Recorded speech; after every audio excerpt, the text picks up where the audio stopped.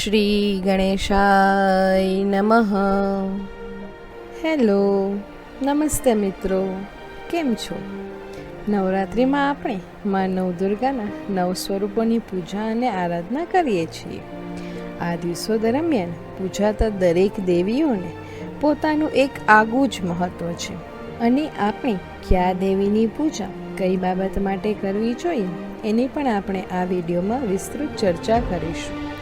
અને સાથે સાથે કયા મંત્રથી કઈ દેવીની પૂજા કરીએ તો વધુ ફળ મળે તેની પણ ચર્ચા આપણે અહીં કરીશું. અને અંતમાં આ વર્ષે કયા નોરતે કયા રંગના વસ્ત્રો પહેરવાનું મહત્વ છે તે પણ જાણીશું. ઓમ દુમ દુર્ગાય નમઃ. નવરાત્રિ એટલે માં જગદંબાની આરાધનાનું મંગલમય પર્વ. શક્તિ પૂજા એ આપણી સંસ્કૃતિની આગવી અને ઉજ્જવળ પરંપરા છે. નવરાત્રિના નવલા પર્વમાં શક્તિ સ્વરૂપમાં જગદંબા પ્રત્યે શ્રદ્ધા ભક્તિ ધરાવનાર ભાવિક નરનારીઓ શક્તિની આરાધના કે ઉપાસના કરે છે. આ વ્રત પાછળનો હેતુ રિદ્ધિ સિદ્ધિ પ્રાપ્ત કરવાનો અને પોતાની મનોકામનાઓ પરિપૂર્ણ કરવાનો હોય છે. સંસારરૂપી મહાસાગરને તરીને પાર ઉતરવાને માટે આ નવરાત્રિ સાચે જ એક સફળ નૌકા સમાન છે. હિન્દુ ધર્મશાસ્ત્રમાં આસો, મહા, ચૈત્ર અને અષાઢ એમ 4 નવરાત્રિનો મહિમા ગવાયો છે. એમાં શક્તિ ઉપાસના માટે આસો નવરાત્રિનું મહત્વ અધિક ફળદાયી મનાયું છે. આસો સુદ એકમથી આસો સુદ નોમ સુધી નવરાત્રિનું પર્વ મનાવવામાં આવે છે. દેવોની આરાધનાથી અને સંકલ્પ બળના પ્રભાવથી પ્રગટેલા માની આરાધનાના મુખ્યત્વે 3 સ્વરૂપો છે: મહાકાલી, મહાલક્ષ્મી અને મહાસરસ્વતી. તે ઉપરાંત જગતમાં અન્ય માતાનો પણ ઉદ્ભવ થયો છે. તેના મહાત્મ્યના સાર રૂપે ચંડીપાઠ, જે સપ્તસતીના નામે ઓળખાય છે, તે 700 શ્લોકોનો સમૂહ છે. તેનું રસપાન માના સાનિધ્યની ઝાંખી કરાવી જાય છે. મહર્ષિ ભૃગુએ પણ સપ્તસતી ચંડીપાઠનું સ્થાન અતિશય ઉપર બતાવ્યું છે. નવરાત્રિ પર્યંત મા જગદંબાના વિવિધ સ્વરૂપો પૈકી કોઈ એક સ્વરૂપની ઉપાસના કરી સિદ્ધિ પ્રાપ્ત કરી શકાય છે. એના ઘણા દ્રષ્ટાંતો ઇતિહાસમાં પણ જોવા મળે છે. નવરાત્રિ ઉપાસના માટે મા દુર્ગાના 9 સ્વરૂપો પણ નવદુર્ગા તરીકે જાણીતા છે. રાજરાજેશ્વરી મા જગદંબાના નવરાત્રિ પર્યંતના પૂજન, અર્ચન, આરાધના અને સાધનામાં 9 સ્વરૂપોનો મહિમા શાસ્ત્ર સૂચિત ગણાય છે. મૂળભૂત રીતે શક્તિ તત્વ એક જ છે, સ્વરૂપ ભિન્ન ભિન્ન હોઈ શકે. આ જ તત્વ ઉપાસક માટે, સાધક માટે કોઈ પણ સ્વરૂપે શ્રદ્ધાનું કેન્દ્ર બની રહે તે જરૂરી છે. સાચા અંતઃકરણથી મન તનના શુદ્ધ તત્વથી પૂજન, અર્ચન, આરાધના, સાધના કરીએ તો માં જગદંબાની મંગલમય અને મંગલકારી મૂર્તિનું સ્થાપન હૃદય મંદિરમાં અવશ્ય થઈ શકે અને તે થકી સાધકની નવરાત્રિ ઉપાસના અવશ્ય ફળદાયી બની શકે. તો હવે આપણે મા દુર્ગા અંબાના 9 સ્વરૂપોની ઝાંખી કરીએ.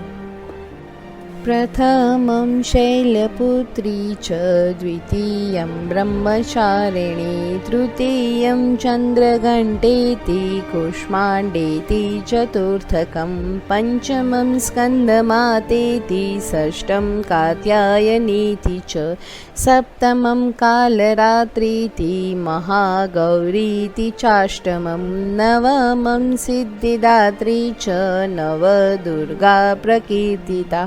ઉક્તાન્યેતાનિ નામાની બ્રહ્મણેવ મહાત્મના. આપણે સૌ જાણીએ છીએ તેમ નવરાત્રિ દરમિયાન આપણે મા નવદુર્ગાના 9 સ્વરૂપોની પૂજા અને આરાધના કરીએ છીએ. તેમાં પ્રથમ નોરતે મા શૈલપુત્રી, બીજા નોરતે મા બ્રહ્મચારિણી, ત્રીજા નોરતે મા ચંદ્રઘંટા, ચોથા નોરતે મા કુષ્માંડા, પાંચમા નોરતે મા સ્કંદમાતા, છઠ્ઠા નોરતે મા કાત્યાયની, સાતમા નોરતે મા કાલરાત્રિ, આઠમા નોરતે મા મહાગૌરી અને નવમા નોરતે માં સિદ્ધિદાત્રીની આપણે પૂજા કરીએ છીએ. પ્રથમ નોરતે માં શૈલપુત્રીની પૂજા કરાય છે. તેમાં માતા સતીએ જ્યારે પર્વતરાજ હિમાલય અને મૈનાવતીને ત્યાં ફરી જન્મ લીધો ત્યારે તેનું નામ પાર્વતી હતું. શૈલપુત્રી એટલે પર્વતની દીકરી. તેથી માતા પાર્વતીના આ સ્વરૂપને શૈલપુત્રી તરીકે ઓળખાય છે. આ સ્વરૂપમાં માતાનો જન્મ થયો છે. તેથી કોઈ પણ નવી વસ્તુની શરૂઆત કરવા માટે આ સ્વરૂપની પૂજા થાય છે. માતાનું પહાડ સાથે જોડાયેલું રહેવું આપણને મજબૂત અને સ્થિરતાનું મહત્ત્વ સમજાવે છે. તેથી કાંઈ પણ નવું કરવા માટે આપણે માતા શૈલપુત્રીની પૂજા કરવી જોઈએ. જે કાર્ય આપણે કરવાના છીએ તે માટે પહાડ જેવું મજબૂત અને અડગ રહેવું જરૂરી છે. જેમ કે કોઈને નવી નોકરી શોધવી હોય ત્યારે, નોકરીમાંથી ધંધો કરવો હોય ત્યારે પણ, અને ધંધામાંથી નોકરી કરવી હોય ત્યારે, અથવા તો પોતાનું સ્ટાર્ટઅપ કરવું હોય ત્યારે માતા શૈલપુત્રીની પૂજા કરવી વધુ લાભદાયી રહે છે. માતા શૈલપુત્રીની પૂજા આપણે આ મંત્રથી કરવી જોઈએ. ચરાચરેશ્વરી ત્વં હિ મહામોહાવનાશિની ભુક્તિમુક્તિદાયિની શૈલપુત્રી નમામ્યહમ. ઓમ ह्रीं श्रीं काली शैलपुत्र्यै नमः. બીજા નોરતે આપણે માં બ્રહ્મચારિણીની પૂજા કરીએ છીએ. આ સ્વરૂપમાં માતાએ શિવજીને પોતાના પતિ તરીકે પામવા માટે તપશ્ચર્યા કરી હતી. નારદ મુનિના કહેવાથી માતાએ પોતાના મહેલનું સુખ ત્યાગીને વનમાં હજારો વર્ષો સુધી તપ કર્યું હતું. માતાએ પોતાના આ સ્વરૂપમાં પોતાના મનગમતા વર સાથે લગ્ન કરવા માટે તપ કર્યું હતું અને તેમને પોતાના મનપસંદ વ્યક્તિ પતિ તરીકે પ્રાપ્ત થયા હતા. તેથી દરેક કુંવારા સ્ત્રી પુરુષે જે લગ્નની ઈચ્છા ધરાવનાર હોય એ વ્યક્તિએ માતાની પૂજા અને આરાધના કરવી જોઈએ. કહેવાય છે કે સાચા મનથી પૂજા અને પ્રાર્થના કરનાર વ્યક્તિની માતા બ્રહ્મચારિણી બધી મનોકામના પૂર્ણ કરે છે. માતા બ્રહ્મચારિણીની પૂજા આપણે આ મંત્રથી કરીશું. શંકર પ્રિયા ત્વં હિ ભુક્તિ મુક્તિદાયિની શાંતિદા માનદા બ્રહ્મચારિણી પ્રણમામ્યહમ. ઓમ રૂમ શ્રીમ કાલી બ્રહ્મચારિણ્યે નમઃ. નવરાત્રિના ત્રીજા દિવસે આપણે માં ચંદ્રઘંટાની ઉપાસના કરીએ છીએ. આ માનું એ સ્વરૂપ છે જેમાં તેમણે ભગવાન શિવ સાથે વિવાહ કર્યા હતા. નવદંપતીએ માતાના આશીર્વાદ મેળવવા માટે માતાની પૂજા કરવી જોઈએ. પતિ અને પત્નીએ પોતાની વચ્ચે પ્રેમ વધારવા માટે માની પૂજા કરવી જોઈએ. જો કોઈ વ્યક્તિને લગ્ન જીવનમાં કોઈ પ્રશ્ન હોય તો માતાની પૂજા કરવાથી તે દૂર થાય છે. મા ચંદ્રઘંટા એ માતાનું નવવિવાહિત સ્વરૂપ છે જેની ઉપાસના દંપતીએ સાથે કરવી જોઈએ અને આ મંત્રના જપથી માતાની આરાધના કરવાથી વધુ ફળની પ્રાપ્તિ થાય છે. નાના રૂપ ધારિણી ઈચ્છામયી ઐશ્વર્યદાયિની સૌભાગ્ય આરોગ્ય चन्द्रघण्टे प्रणमाम्यहम्। ॐ ऐं राहैं चन्द्रघण्टे ॐ फट् स्वाहा। માં નવદુર્ગાનું ચોથું સ્વરૂપ છે માં કુષ્માંડા. કુષ્માંડા 3 શબ્દનો બનેલો છે. કુ એટલે નાનું, ઉષ્મા એટલે ઉર્જા અને અંડા એટલે કે બીજ. કહેવાય છે કે જ્યારે આ સૃષ્ટિમાં કાંઈ જ ન હતું ત્યારે માએ પોતાની અંદરની ઉર્જા ઉત્પન્ન કરી અને સૃષ્ટિની રચના કરી છે. માનું આ ઉર્જાવાન રૂપ છે. તેથી જે વ્યક્તિને પોતાની ઓરા વધારવી હોય, વધુ તેજ પ્રાપ્ત કરવું હોય અને ઉર્જા પ્રાપ્ત કરવી હોય તે વ્યક્તિએ મા કુષ્માંડાની પૂજા કરવી જોઈએ. પૂજા કરવા માટે માના આ મંત્રથી આરાધના કરવી વધુ લાભદાયી રહે છે. ત્રૈલોક્ય સુંદરી ત્વં હિ દુઃખ શોક નિવારિણી પરમાનંદમયી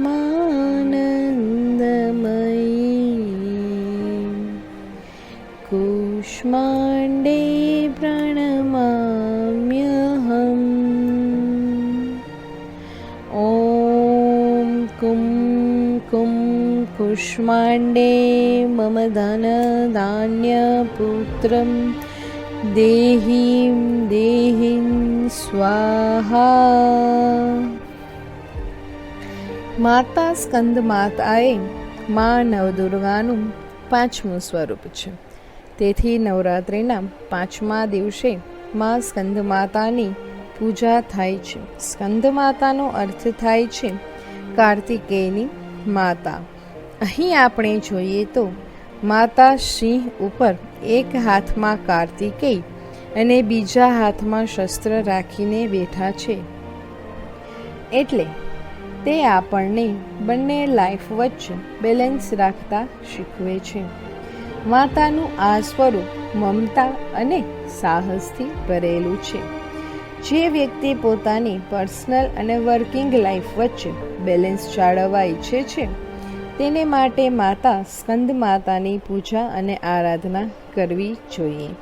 અહીં આપણે જોવા જઈએ તો માતા એક અત્યારના સમયના વર્કિંગ વુમનને રિપ્રેઝન્ટ કરે છે.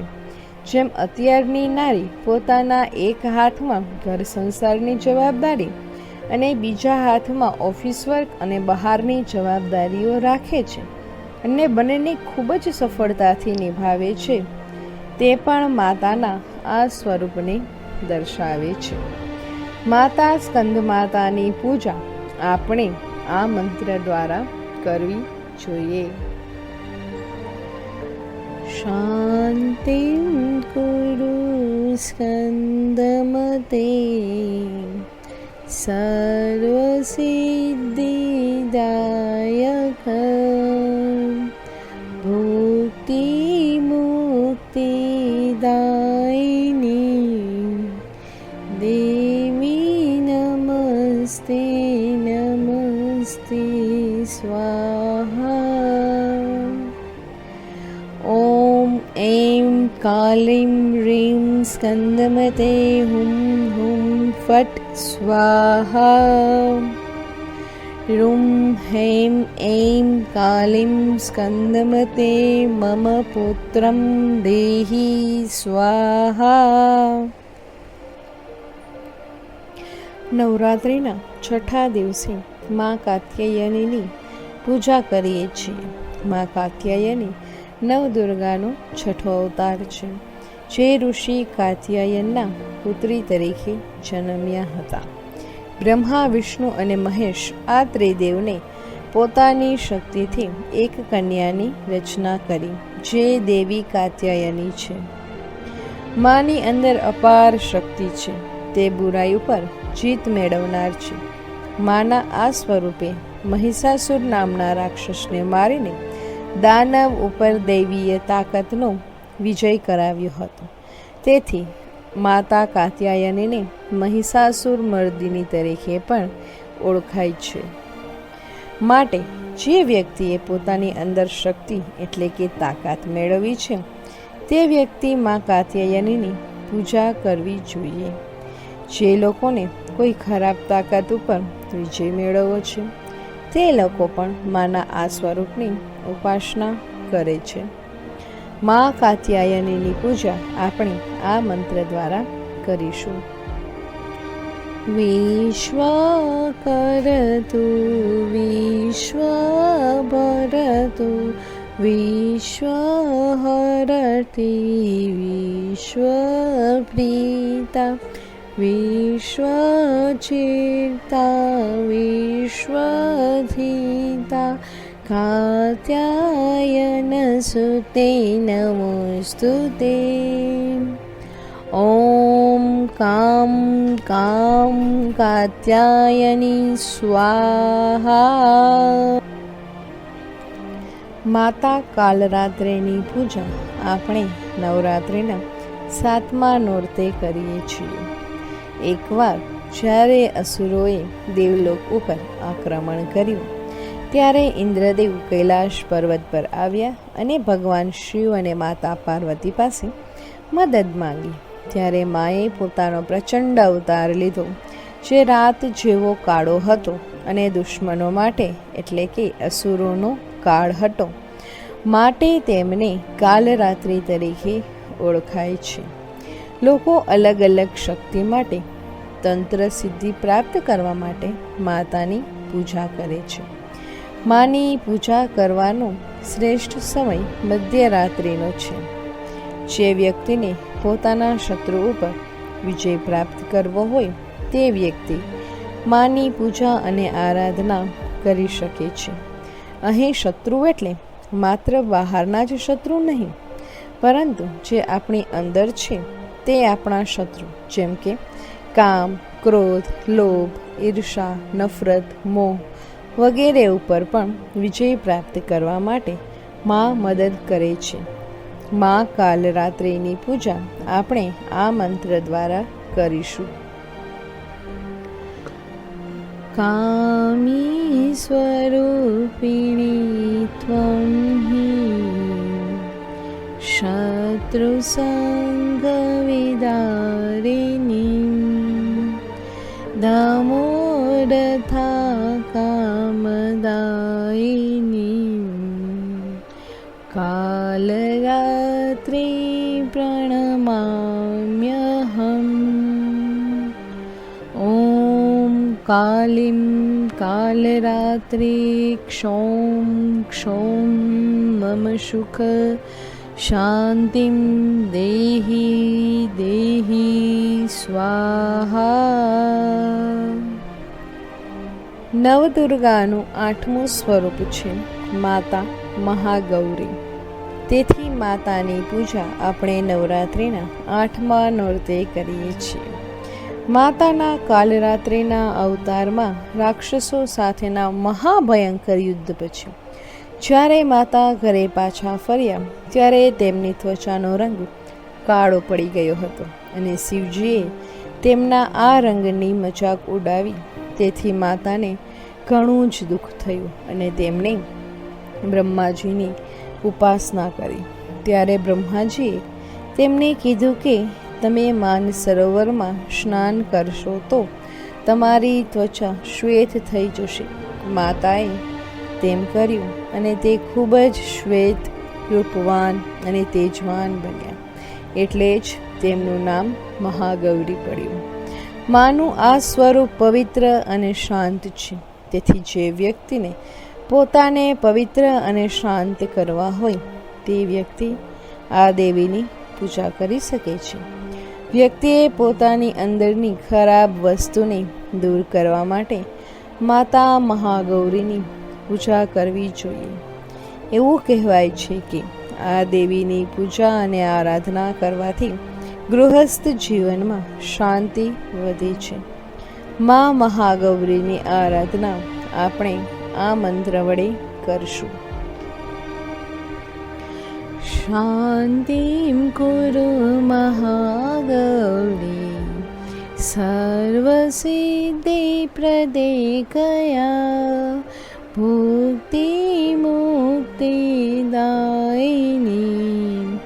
नमस्ते नमस्ते स्वाहा।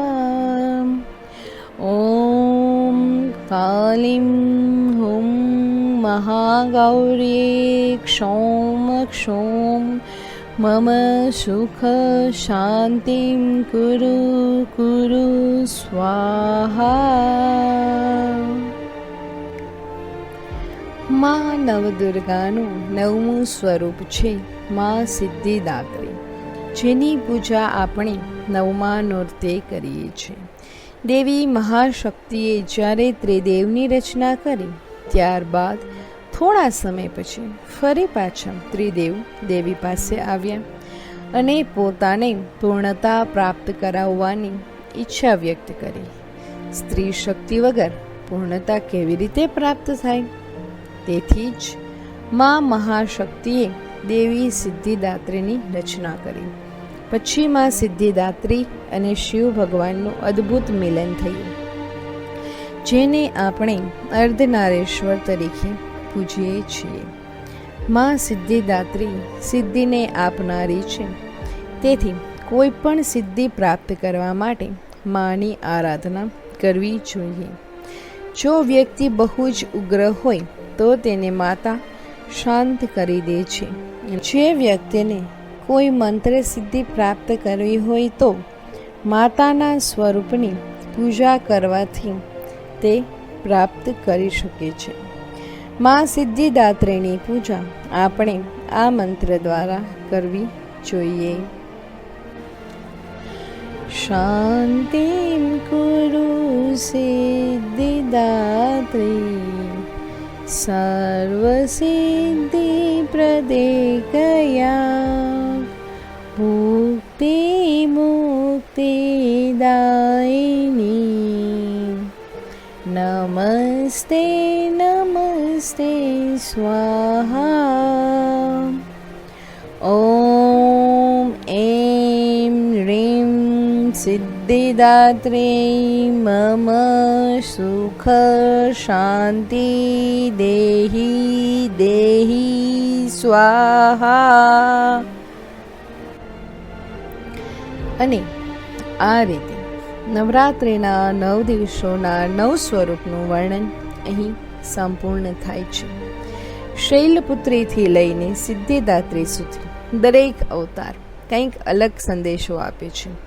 આ બધા સ્વરૂપો આપણા જીવનમાં શક્તિ, ભક્તિ અને આધ્યાત્મિકતાના મહત્વને સમજાવે છે. તો મિત્રો, હવે આપણે આ વર્ષે નવરાત્રિમાં કયા દિવસે કયો રંગ પહેરવાથી આપણને વધુ લાભદાયી રહેશે તે જોઈએ. પહેલા નોરતે લાલ રંગ પહેરવો, બીજા નોરતે રોયલ બ્લુ રંગ પહેરવો, ત્રીજા નોરતે પીળો રંગ પહેરવો, ચોથા નોરતે લીલો, પાંચમા નોરતે ગ્રે, છઠ્ઠા નોરતે કેસરી, સાતમા નોરતે સફેદ, આઠમા નોરતે ગુલાબી અને નવમા નોરતે પર્પલ એટલે કે જાંબલી રંગ પહેરવો વધુ લાભદાયી રહેશે. તો મિત્રો, મારો આ વિડીયો તમને કેવો લાગ્યો તે મને કમેન્ટ બોક્સમાં કમેન્ટ કરીને જરૂર જણાવજો. જો તમને મારી આ માહિતી પસંદ આવી હોય તો લાઈક જરૂર કરજો અને તમારા પરિવારમાં અને સગા સંબંધીઓમાં શેર પણ કરજો. અને મારા આવા અવનવા વિડીયો જોવા માટે મારી આ ચેનલને સબસ્ક્રાઈબ પણ કરજો. ધન્યવાદ. ફરી મળીશું.